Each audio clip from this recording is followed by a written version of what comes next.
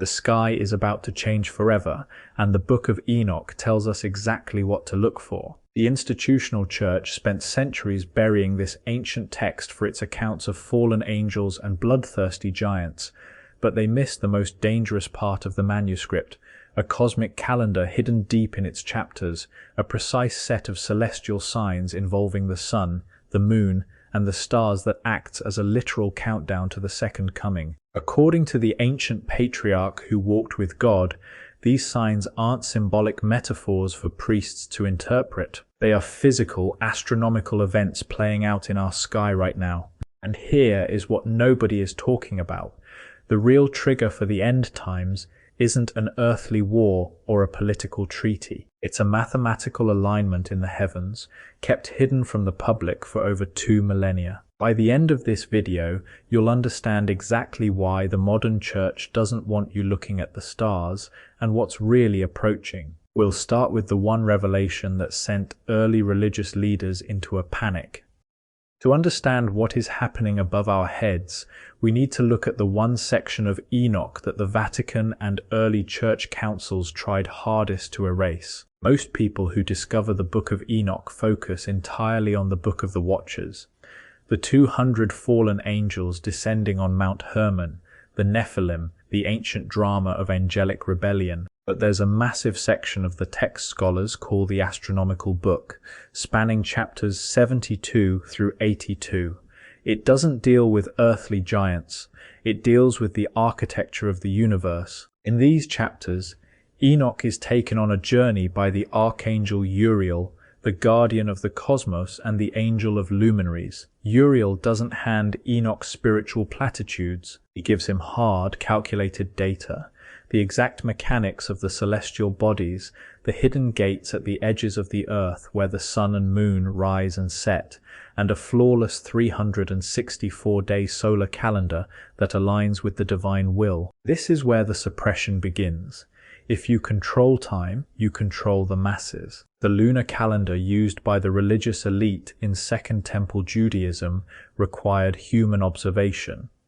A priest had to step outside, look at the moon, and declare the start of a new month or festival. That put human authorities in charge of God's timeline and let men manipulate the dates of holy days. Enoch's solar calendar was different. It was mathematically fixed, needing no priest and no pope, because it belonged to the mathematics of the cosmos. By declaring the solar calendar the only true divine measurement of time, Enoch stripped the religious elite of their power. The early church councils knew that if the common man possessed Uriel's map of the heavens, he could not be controlled. He would know exactly when the seasons were shifting prophetically. He would know the divine timeline. So the text was banished, labeled apocryphal, and pushed into the shadows of history until fragments of it were finally unearthed in the caves of Qumran with the Dead Sea Scrolls. Soon we will reveal the exact celestial sign Enoch said would signal the return of the Son of Man, but first we need to understand how the heavens were broken. Uriel's map of the cosmos was a flawless clockwork system designed by the Creator, but Enoch was shown that this clock was ticking down to a specific catastrophic end. God told the Archangel Michael to execute a very specific judgment against the leader of the fallen angels, Semyaza, and his associates. The decree is found in chapter 10 of Enoch. Michael is instructed to bind the fallen angels fast in the valleys of the earth for exactly 70 generations. They are chained in darkness, trapped in a subterranean prison, screaming in the void, waiting for the day of their final consummation. 70 generations isn't a random number. It's a mathematical lock on the prison doors of the Watchers. The ancient Essenes, the apocalyptic sect that lived in the desert and guarded the Dead Sea Scrolls, obsessed over this timeline, calculating it and tracking the genealogies. They knew that when the 70th generation concluded, the chains holding the Watchers would shatter, and that this release was directly tied to the final judgment, the catalyst for the end of the world. If you read the Gospel of Luke, you will find something that makes modern theologians incredibly uncomfortable. In Luke's genealogy of Jesus, if you count the names from Enoch all the way down to Christ, you arrive at exactly 70 generations. 70 generations from the prophet who foresaw the binding of the angels to the Messiah who was born to defeat them. This is why the first century was saturated with intense demonic activity. The clock had struck 0. The spiritual realm was rupturing. But the 70 generations prophecy didn't just trigger a spiritual war on earth, it triggered a chain reaction in the heavens. Enoch was told that the judgment of the watchers and the return of the divine wouldn't happen quietly. It would be broadcast across the sky as the perfect clockwork Uriel had revealed began to malfunction, its gears grinding against each other while the fabric of space and time warped under the weight of the approaching judgment. That celestial decay is presented as proof the end is near, and Enoch documented exactly what it would look like to the naked eye. Chapter 80 of the Book of Enoch contains a warning that should freeze the blood of anyone paying attention to modern astronomy. After Uriel reveals the perfect harmony of the stars, the tone of the text violently shifts. Enoch writes that in the days of the sinners, the years will be shortened, the seed will be backward in their lands and fields. And then, the most terrifying prophecy of all is delivered. Enoch declares that the moon will alter her order. She will not appear at her appointed time. The sun will change its course. The stars will wander from their paths. Think about what you are seeing in the news right now. We are living in an era of unprecedented celestial anomalies. Blood moons are aligning on biblical feast days. Eclipses are crossing over major geographical fault lines. Modern astronomers are discovering stars that seemingly vanish from the observable universe and comets that act erratically, wandering off their predicted trajectories. Institutional science tries to explain these events away with sterile, materialistic theories, optical illusions, gravitational anomalies. But the ancient texts warned us this would happen. The sky is breaking its own rules. Enoch was explicitly told that the celestial bodies are not just dead rocks floating in a vacuum. The Book of Enoch treats the stars as conscious entities, angelic luminaries. When the stars wander from their paths, it is because the spiritual order of the universe is collapsing. The heavens are mirroring the corruption on earth. As humanity descends further into technological tyranny, genetic manipulation, and moral inversion, the exact same sins taught to us by the Watchers, the sky responds in kind. The elite know this. The highest echelons of global power have astronomical observatories named after demonic entities.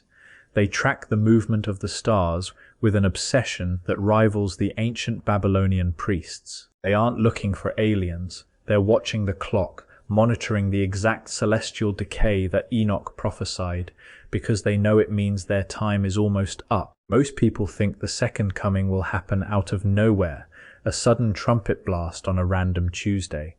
But the data shows something entirely different, a heavily choreographed cosmic event. In the Book of Parables, another major section of the Enochic text, we find the first robust eschatological use of the title, the Son of Man.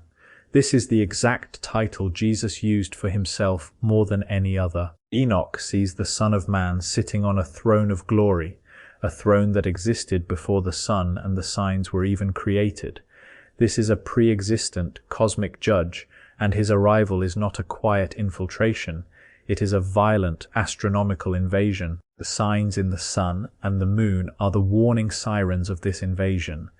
When the moon alters her order, it means the dimensional barriers are thinning. The gates that Uriel described, the massive unseen portals at the edges of the universe where the celestial bodies transit, are failing. Imagine a dam holding back an ocean. For thousands of years it has held perfectly, the water flowing exactly as it should. But now cracks are forming under too much pressure, and water is beginning to spray through the concrete. The erratic behavior of the sun, the moon, and the stars are those cracks. The pressure of the 70 generations is building, and the chains of the Watchers are straining against the bedrock of the earth. And this is where the story takes its strangest turn, leading to a physical manifestation in the sky that the ancient world dared not speak of lightly. The early church fathers, Men like Justin Martyr and Irenaeus read these texts and understood the mechanics of this prophecy. But by the 4th century, the institutional church decided this information was too volatile for the masses. They realized that if the faithful knew the signs of the sky, they would be immune to the fear-mongering of the state. They would look up at a darkening sun and a blood-red moon and see not the end of the world, but a rescue mission. The church buried the Astronomical Book because it transformed the end times from a terrifying mystery into a predictable, observable science. It gave the power of foresight back to the individual, but the signs cannot be hidden anymore. The sky belongs to no human institution. The wandering stars cannot be censored. The cosmic clock is striking its final hour, and the gears of the universe are locking into their final position. What happens next is the climax of all human history. The celestial event Enoch foresaw isn't merely an eclipse or a comet grazing the atmosphere. Those are just the preliminary tremors. The true event, the one the 70 generations have been building toward, is the physical unveiling of the heavenly host. When the dimensional dam finally breaks, the sky will not just go dark, it will be torn open. Enoch describes the heavens dividing and witnessing the very mechanics of God's chariot. We have been conditioned by centuries of sanitized religious art to think of angels as men with bird wings playing harps on clouds. This is a deliberate deception, a pacification of the truth. When the ancient prophets looked into the heavens, they saw something that defies modern comprehension. They saw the Ophanim.